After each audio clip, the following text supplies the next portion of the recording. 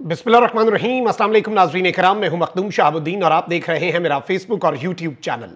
उम्मीद करता हूं आप सब लोग बखैर वाफियत होंगे और जहां भी होंगे अपने अहले खाना समेत खुश भी होंगे और महफूज भी।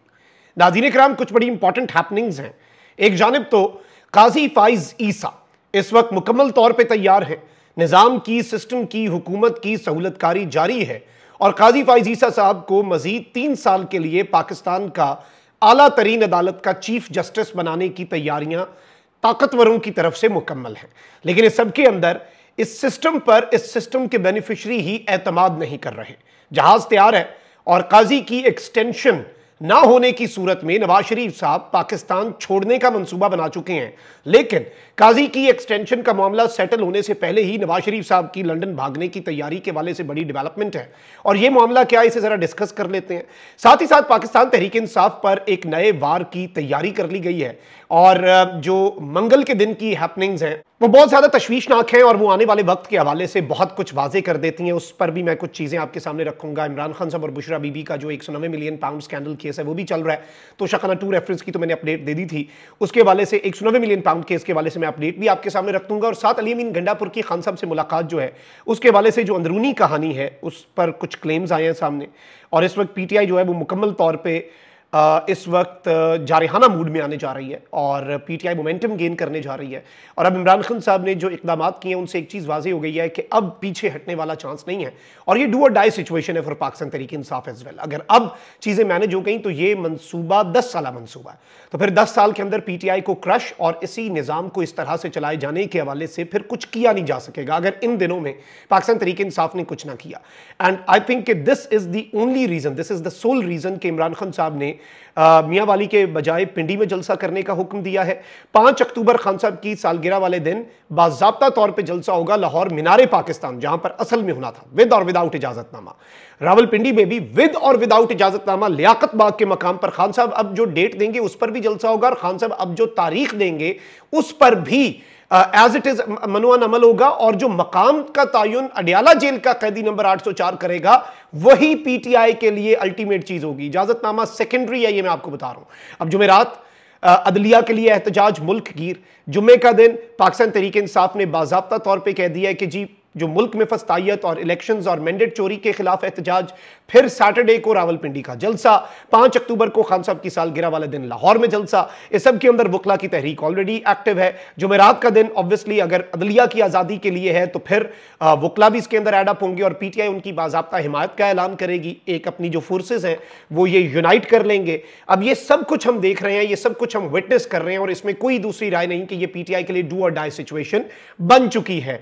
और पाकिस्तान तहरीक इंसाफ जो है और इमरान खान साहब जो है वो इदराक कर चुके हैं कि अब चीजें खराब से खराब तर होनी है, क्योंकि आईनी तरमीम पीटीआई को ये लग रहा है कि बेसिकली ये दी एंड होगा अगर 26वीं आईनी तरमीम उसी हैसियत में और उसी कंडीशन में जिस तरह से पहला मुसविदा तैयार हुआ जो मौलाना साहब के मुताबिक खतरनाक तरीन मुसविदा था, तो अगर उस तरह से वो मंजूर कर लिया जाता है जैसे भी जिस तरह की भी अक्सरियत दे के जो कुछ भी है, ऑल्दो मैच फंसा हुआ है। और मैं आपको ये भी बता दूं कि सुप्रीम कोर्ट ऑफ पाकिस्तान में अगर जस्टिस मंसूर अली शाह को कोई अंडर एस्टिमेट कर रहा है तो वो सबसे बड़ी गलती और अपने आप के साथ ज्यादती कर रहा है। अभी तक जो जस्टिस मंसूर अली शाह के सरप्राइजेस हैं और मजीद सरप्राइजेस भी आ सकते हैं।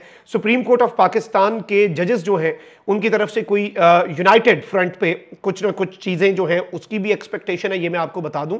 लेकिन अभी जो आज जो बेसिकली हमने देखा कि गुज़श्ता दिन जो मंगल वाले दिन की अपडेट्स हैं उनमें 2 चीजें हुई हैं। एक इस्लामाबाद, एक आपका सुप्रीम कोर्ट, इस्लामाबाद से जो सुप्रीम कोर्ट से खबर आई, काजी फाइज ईसा साहब ने फैसला महफूज कर लिया पंजाब के इलेक्शन ट्रिब्यूनल्स के मामले पर। और उन ट्रिब्यूनल्स में जो जजेस लगाए गए थे सर्विंग, यानी 4 ट्रिब्यूनल्स पे सर्विंग होंगे अब यूं लग रहा है, और 4 ट्रिब्यूनल्स के ऊपर रिटायर्ड जजेस जो इलेक्शन कमीशन अपनी मर्जी से लगाएगा।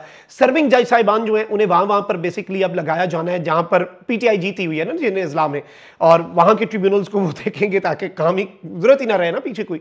और जहां पर अपने बंदे लगाने हैं नए ऑर्डिनेंस के मुताबिक इलेक्शन एक्ट में तरमीम के हवाले से, तो वहां पर यह वारदात डाली जाएगी। और वहीं दूसरी जानिब आप ये देख लें कि एक तरफ ये अपडेट है तो वहीं दूसरी जानिब इस्लामाबाद हाई कोर्ट ने जो ऑर्डर दिया था कि इलेक्शन कमीशन का फैसला कलअदम है, लेकिन इलेक्शन कमीशन ही इस्लामाबाद के इलेक्शन ट्रिब्यूनल्स पे फिर से फैसला करे, तो यूं लग रहा है कि पंजाब और इस्लामाबाद के इलेक्शन ट्रिब्यूनल्स के मामले के ऊपर भी निजाम जीतता हुआ अनफॉर्चुनेटली इस वक्त नजर आ रहा है। दैट इज द रीजन अदालती महाज पर मंगल का दिन पाकिस्तान तहरीक इंसाफ के लिए बदतरीन रहा है। वैसे तो सोमवार के दिन जस्टिस जो अपने मंसूर अली शाह साहब हैं और दीगर हैं, उनका आपको पता है कि जिस तरह से खड़ाक हुआ और जो कुछ भी फैसले आए, फिर खत आया, अभी भी कुछ खड़ाक होने हैं। आप ये ना समझें कि ये वन साइडेड मैच है, अभी दूसरी तरफ से तो धुआंधार इनिंग्स नहीं है, 100 सुनार की 1 लोहार की। आप जरा लोहार की जो होगी ना अल्टीमेट जर्ब, उसका भी इंतजार कीजिएगा सुप्रीम कोर्ट ऑफ पाकिस्तान से। और इस सब के अंदर अब जो सूरत हाल है, 2-3 चीजों की अपडेट पहले मैं आपके सामने रख दूं। 190 मिलियन पाउंड रेफरेंस में इमरान खान की एहलिया बुशरा बीबी के वकील की अदम मौजूदगी के बायस तफ्तीशी अफसर पर जिरा नहीं हो सकी। एहतसाब अदालत के जज नासिर जावेद राना ने 190 मिलियन पाउंड रेफरेंस की समाअत अडयाला जेल में की। इमरान खान और बुशरा बीबी को कमरा अदालत में पेश किया गया। इमरान खान के वकील इंतजार पंजोता ने अदालत में दरखास्त जमा कराई। दरखास्त में मौक़िफ़ इख्तियार किया गया कि बुशरा बीबी के वकील की तबीयत खराब है, वो पेश नहीं हो सकते, लिहाजा समाअत मुलतवी की जाए। नायब प्रोसिक्यूटर सरदार मुजफ्फर अब्बासी ने समाअत मुलतवी करने की दरखास्त की मुखालफत करते हुए मौक़िफ़ इख्तियार किया कि 190 मिलियन पाउंड रेफरेंस में मुल्जिमान के 12 वकला के वकालतनामे जमा है। रेफरेंस के आखिरी गवाह 23 समातों से पेश हो रहा है, मगर जिरा मुकम्मल नहीं हो रही। बैरिस्टर अली जफर और इंतजार पंजोता मौजूद है, यही आखिरी गवाह पर जिरा कर ले। जिस पर नायब प्रोसिक्यूटर ने अदालत को बताया कि इस्लामाबाद हाई कोर्ट ने ट्रायल कोर्ट को फैसला सुनाने से रोका है, इस ट्रायल को नहीं रोका। ताहम एहतसाब अदालत के जज ने वकला सफाई की जानिब से समाअत मुलतवी करने की इस्तदा पर सख्त बरहमी का इजहार किया। अदालत ने वकला सफाई को केस के आखिरी गवाह पर जिरा मुकम्मल करने के लिए समाअत 25 सितंबर तक मुलतवी कर दी, यानी आज फिर अडयाला जेल के अंदर बरोज बुध समाअत होगी और ये बहुत इंपॉर्टेंट होगी। अब जरा आ जाते हैं मियां नवाज शरीफ साहब जो हैं, उनके वाले से फिर अली मीन गंडापुर की खान साहब से जो मुलाकात हुई है वो कितनी इंपॉर्टेंट है, उस पर भी बात करते हैं। सबसे पहले नाज़रीन किराम मैं आपको ये बता दूं कि नून लीग के सरबराह नवाज शरीफ साहब जो हैं, उनका मरीम नवाज के हमरा आइंदा चंद रोज में लंदन जाने का प्लान है। नवाज शरीफ 2 हफ्ते तक अपेरेंटली ये प्लान है कि लंदन में रहेंगे, लेकिन ये अगर काजी फैज़ ईसा साहब की एक्सटेंशन नहीं होती तो नवाज शरीफ साहब जो है वो फिर लंदन में शायद अपना क़याम जो है उसे तवील कर लें, क्योंकि 2 हफ्ते के अंदर चीज़ें वैसे भी वाज़ेह हो जानी है। 25 तारीख से तो पहले ही होना ना, आप कह लें कि 15 अक्टूबर तक तो हर चीज़ वाज़ेह करनी पड़ेगी काजी साहब के जाने से पहले। अब लाहौर में बैठकर एक और चीज़ ये भी है कि इससे पहले भी नवाज शरीफ साहब जाना चाहते थे, क्योंकि लाहौर में बैठकर वो अपना बयानिया नहीं बना पा रहे, मिलिट्री लीडरशिप को डराया धमकाया, ब्लैकमेल नहीं किया जा सकता, इसलिए जारी बात है लंदन एक बहुत बेहतरीन स्टेशन होगा एस्टैब्लिशमेंट के ऊपर भी अपनी ग्रिप रखने पर। और अगर काजी की एक्सटेंशन हो गई तो फिर नवाज शरीफ साहब वापस आ जाएंगे, वरना यह क़याम तवील से तवील तर हो सकता है, बल्कि परमानेंट भी हो सकता है, क्योंकि काजी फैज़ ईसा साहब पर नवाज शरीफ साहब को ज्यादा ट्रस्ट है। उन्हें लगता है कि अगर एस्टैब्लिशमेंट जो है उसने कल को हमारे साथ हाथ भी किया, जो कि नवाज शरीफ साहब को पता है कि उन्होंने कर जाना है, तो काजी फैज़ ईसा साहब कुछ ना कुछ नून लीग के लिए आसानियां ढूंढते रहेंगे इस सारी की सारी सिचुएशन में। ये बात जो है नवाज शरीफ साहब को इसका इदराक है।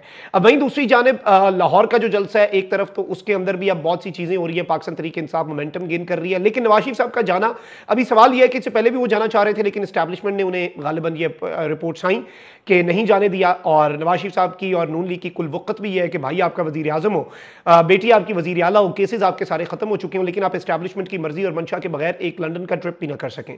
लेकिन इसमें यही है कि नवाज शरीफ साहब जो है उनका आपको पता है तरीका है वारदात, तो नवाज शरीफ साहब इस सब के अंदर अपनी वारदात जो है वो डाल सकते हैं, और नवाज शरीफ साहब इस सब में बहुत सी चीज़ें जो है वो लंदन जाकर कर सकते हैं, लेकिन अवाम बाय नहीं करेगी। मैं आपको ये बताऊं, क्योंकि अवाम को पता है कि इनका एंटी एस्टैब्लिशमेंट जाना भी अपने फायदे के लिए, ये उसमें से जब इन्हें फायदा मिलेगा ये वापस बूट पॉलिश नवाज शरीफ साहब और मरीम नवाज भी, नवाज शरीफ साहब ने पता नहीं ये कैसे इमेज, लोग कहते हैं कि उनका इमेज नहीं है, गुड कॉप बैड कॉप, ये दोनों गुड कॉप्स हैं।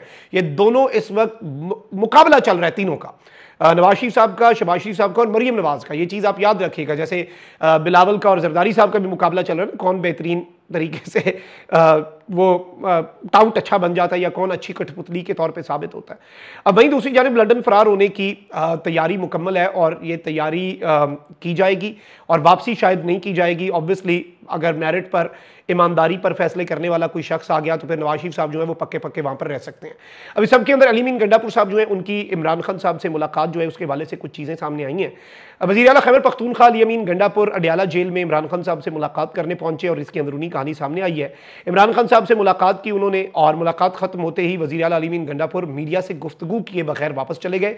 जेल इंतजामिया के मुताबिक मुलाकात जो है वो जेल के कॉन्फ्रेंस रूम में करवाई गई, और ये मुलाकात जो है ये तकरीबन 90 मिनट्स आप कह लें या 1.5 घंटा ये मुलाकात जारी रही। ज़राए के मुताबिक मुलाकात में लाहौर जलसे के हवाले से बहुत तफसीली गुफ्तगू हुई।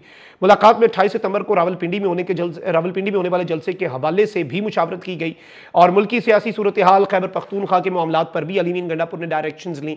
लेकिन मैं आपको ये बता दूं कि कप्तान की तरफ से जो अली मीन गंडापुर को डायरेक्शंस दी गई हैं वो इस वक्त ये है कि अब डट जाओ, अब खुल के खेलो और इतना खुल के खेलो कि अब ये डू और डाई सिचुएशन है। अगर इस सब के अंदर हम डटे नहीं, इस सब के अंदर अगर हमने खुल के ना खेला, इस सब के अंदर अगर हमने अब पहरा ना दिया आइन और कानून की बालादस्ती के लिए और अदलिया पर, फिर कोई फ्यूचर नहीं है और फिर चीजें जो है वो खराब से खराब तर होती जाएंगी और ये मामलात जो है ये बहुत ज्यादा तशवीशनाक तरीन रुख जो है in the coming days unfortunately इख्तियार कर सकते हैं। This is something very big. और इमरान खान साहब की तरफ से मैं आपको ये बता दूं कि जो हिदायत हैं वो भी इसी तर्ज पर हैं कि former prime minister Imran Khan साहब इस वक्त किसी भी तरह से पीछे हटने के लिए तैयार नहीं है और अब मतलब मस्त कलंदर ही होता हुआ हमें सड़कों पर नजर आ रहा है। बट मैं आपको ये बता दूं कि in the coming days crackdown intensify होगा।